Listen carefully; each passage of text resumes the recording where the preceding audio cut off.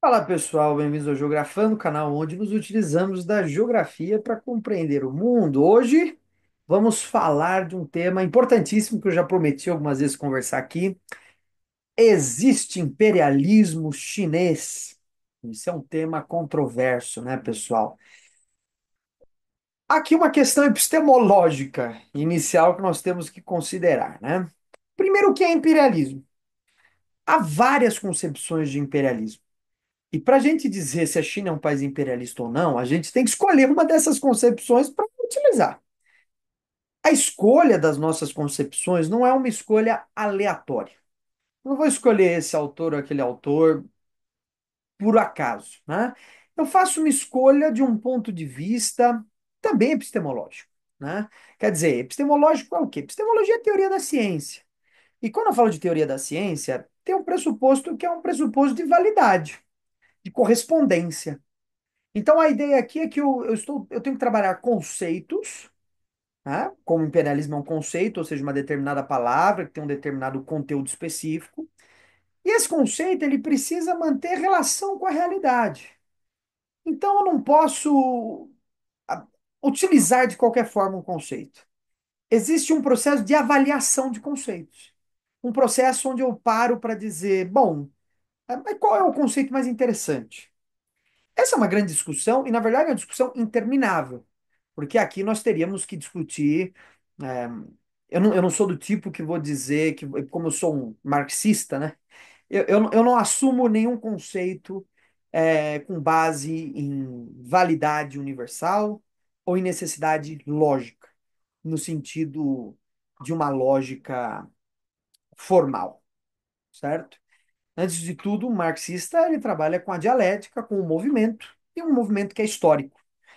Então, nesse sentido, os conceitos ele assumem determinados conteúdos que possuem uma representação histórica, que se transformam no próprio movimento da história. Significa dizer que, por exemplo, eu uso um conceito e eu tenho que avaliar a pertinência desse conceito para o seu momento histórico. A cada momento que se passa, esse conceito está sujeito a transformações. E eu posso alterar o sentido original do conceito, porque ele não é universal, ele não é eterno. Eu posso alterar o sentido original do conceito para observar melhor a realidade. E, de fato, o trabalho do cientista social, principalmente do marxista, é esse. Atualizar constantemente, sabendo que toda sua obra, em algum momento, perderá um certo sentido. Ganhará ainda um certo sentido histórico, um sentido de uma certa discussão estrutural de conceitos, né? Mas, de modo geral, muito do que é escrito está sujeito às transformações do tempo. Nossas análises estão restritas a momentos, né? Momentos históricos. Bom, tudo isso para dizer o quê, né? Que qual o conceito de imperialismo que nós temos que utilizar? Que é uma questão importante. Dos diversos conceitos, desde os conceitos liberais, porque surge no meio liberal com autores, né, do liberalismo, a ideia de imperialismo, da forma imperial, não é? Imperialismo é até um termo que a gente usa para julgar povos na antiguidade, né? O Império Romano, Império Persa e por aí vai. Mas para além esse conceito, no capitalismo assume uma forma específica, que já foi trabalhada para além do que eu vou considerar, mas que eu acho que essa consideração ainda mantém elementos fundamentais, correspondência absoluta com a realidade. O que se pode transformar são alguns sentidos, como veremos. Então, o conceito que temos que utilizar aqui é o conceito marxista-leninista de imperialismo. E aí, a base fundamental dessa discussão é o livro do Lenin, Imperialismo, Estágio Superior do Capitalismo. Então, essa ideia de imperialismo no Lenin, ela tem duas bases fundamentais. A primeira é que o imperialismo está no interior de um sistema de conflitos. Imperialismo pressupõe uma atividade militar. Não é exclusiva da ação imperialista essa atividade, mas ele pressupõe também na sua estrutura organizacional, até porque o capitalismo é um sistema de guerras eternas, ele pressupõe a intervenção militar como princípio. Então, em situações de não resolução de impasses econômicos, a guerra é uma solução. Para isso, Lenin vai dizer que a guerra que inaugura o estágio do imperialismo é a guerra hispano-americana no final do século XIX.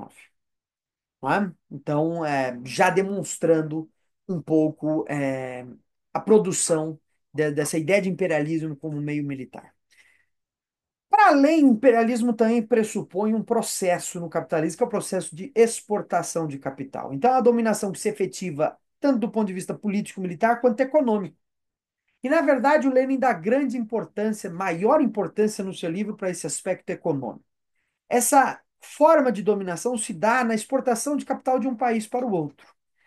E é claro, aí eu não preciso retomar até o contexto dessa ideia que está lá no outro vídeo sobre o imperialismo russo, que está baseado nessa ideia de que as economias nacionais europeias ficam saturadas de investimentos e buscam se fazer investimentos no mundo colonizado, no terceiro mundo, né, no mundo colonial.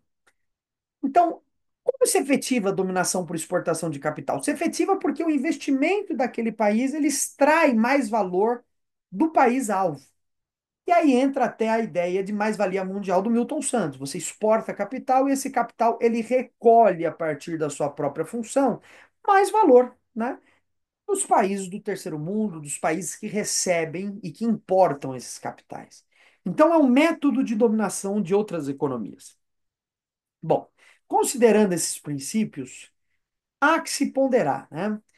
E aí a gente tem que aqui também trazer uma outra questão epistemológica, né? Se a China ela tem uma estrutura verdadeiramente socialista, ela não pode, ela tem que negar o imperialismo. O imperialismo, tal como concebido pelo Lenin, e aí a gente poderia pensar em formas de um imperialismo socialista, que não é algo que está desenvolvido, é algo que pode ser pensado com um conceito historicamente delimitado, mas até então não existe, né? Mas a forma que a gente entende imperialismo ainda é uma forma capitalista. Então, pressupor que a China ela assume essa perspectiva de um imperialismo do ponto de vista leninista seria dizer que a China mantém uma estrutura capitalista de produção, certo?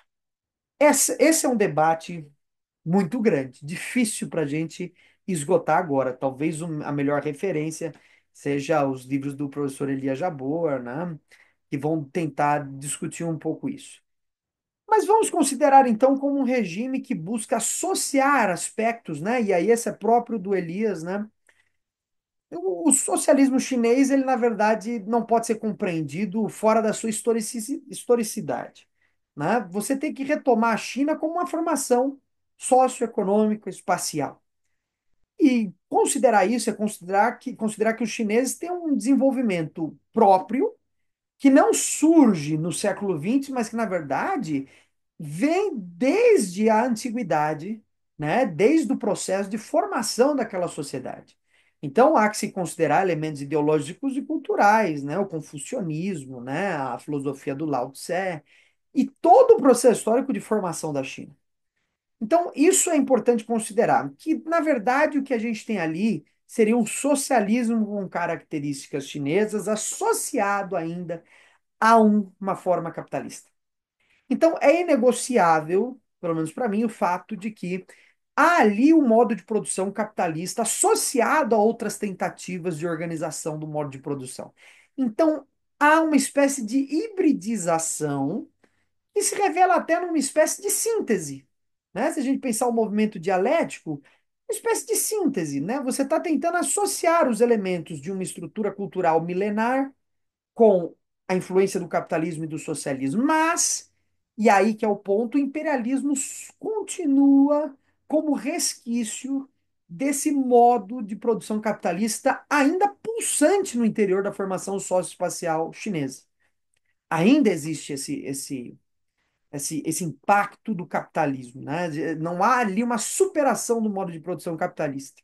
Há uma síntese, uma tentativa de transformação de certos aspectos que são transformações, isso eu já disse no vídeo lá sobre o BRICS Plus, são transformações extremamente positivas, certo?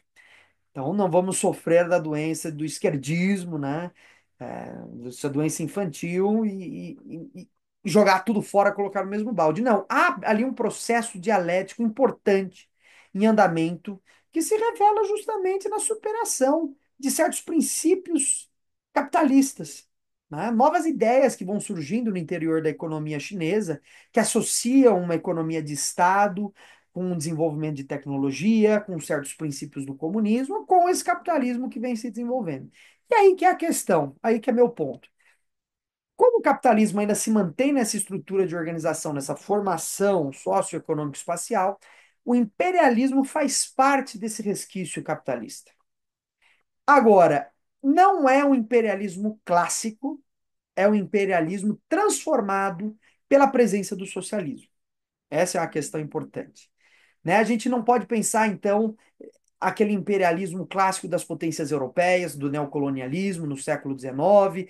A gente comparar o que foi esse movimento com o que a China faz hoje seria, de fato, um anacronismo histórico. A gente estaria analisando de maneira equivocada.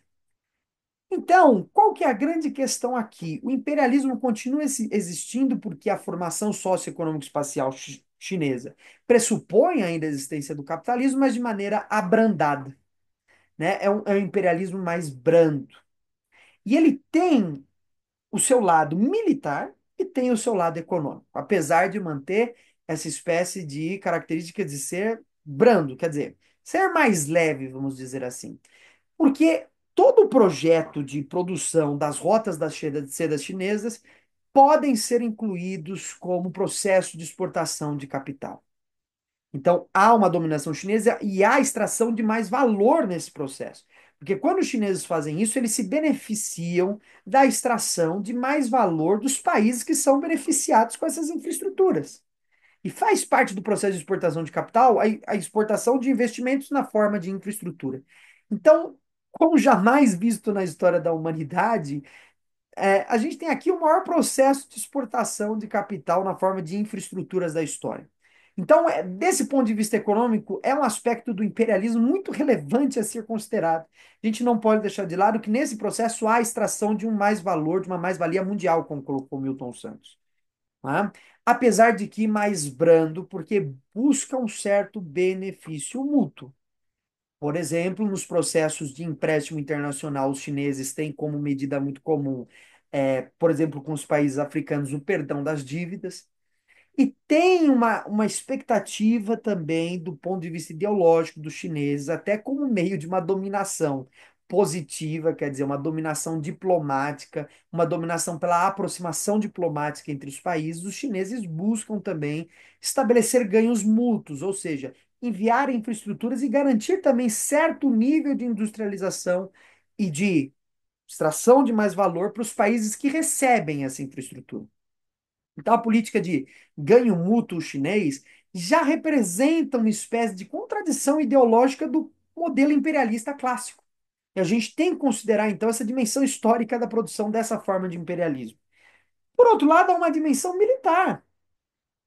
Os chineses têm uma única base militar no mundo que fica no Djibouti, ali no final do Mar Vermelho, né? Na saída do Mar Vermelho em direção ao Mar da Arábia, o Oceano Índico. Então, há também uma espécie de presença militar muito mais branda. Se a gente também pegar aí a questão da exportação de armamento dos chineses para países africanos, também mostra como os chineses participam ativamente em processos de intervenção internacional, financiando grupos. Um dos principais parceiros econômicos no que diz respeito à indústria militar e exportação de armamento para a África são os chineses.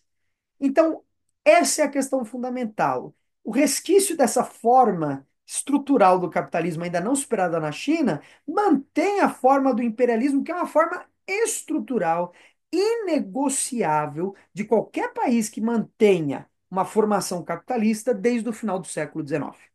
Tá? A forma, pelo menos, do capitalismo central, certo? A gente exclui aqui, por exemplo, a forma imperialista, ela, apesar de que tem discussões, né? Quer dizer, mesmo países do mundo subdesenvolvido poderiam assumir essa forma, ainda que numa escala menor, né? O Brasil, durante muito tempo, foi considerado imperialista na América do Sul, é um país subdesenvolvido e sujeito a imperialismo americano. Então, poderíamos falar de imperialismo em escala também. O fato é que no sistema econômico capitalista mundial é estrutural. Isso significa é inegociável até que seja superada essa forma por uma forma superior. É estrutural o imperialismo como regime hegemônico dominante da formação socioespacial capitalista. Então, acho que a gente tem que ir com calma, Porque na emoção do desenvolvimento chinês, a gente acaba assumindo princípios que não são verdadeiros. A gente acaba dando um passo maior do que a perna e acaba admitindo, bom, não tem então imperialismo chinês. Então, vamos com calma, né? O imperialismo é a condição estrutural do funcionamento desse sistema. E a gente pressupor o fim dessa estrutura imperialista na China seria pressupor a superação do capitalismo. Isso não se efetivou na China. Há um regime híbrido com grandes conquistas culturais, ideológicas, civilizacionais, mas que não supera a estrutura capitalista como modo de produção. E se não supera, mantém a sua estrutura elementar, apesar de que modificada segundo as contradições dessa hibridização que vem se produzindo. Então, acho que a gente tem que olhar com muita calma, né, quando a gente analisa aí esses processos econômicos, geopolíticos mundiais, né, a gente tem que ter um certo distanciamento para não ir pela emoção e falar, bom, finalmente superamos o imperialismo. Então, o ponto básico é compreender esse imperialismo como forma estrutural do capitalismo e, ao mesmo tempo, entender qual o seu impacto na formação socioespacial chinesa, que é diferente do impacto, por exemplo, do imperialismo clássico das potências europeias no século XIX e início do século XX. Então, há transformações civilizacionais importantes, há um movimento de superação, né, a partir de certas contradições que a gente tem que olhar com bons olhos. E é basicamente essa a minha opinião sobre o imperialismo chinês. Eu acho que nessa disputa internacional, se a gente acaba assumindo fervorosamente certas posições, a gente corre o risco de ficar cego para a realidade, né? Naturalmente, como os conflitos ideológicos aumentam, a gente tende a assumir como verdadeiras certas perspectivas que estão para além do que de fato são. E essa temperança, esse movimento de ir com calma, é fundamental na análise dos cientistas sociais. Eu sou marxista, sou socialista, mas não me filio a qualquer partidarização dessa discussão. E é isso, pessoal. Dúvidas, debates, críticas, deixem nos comentários e até uma próxima.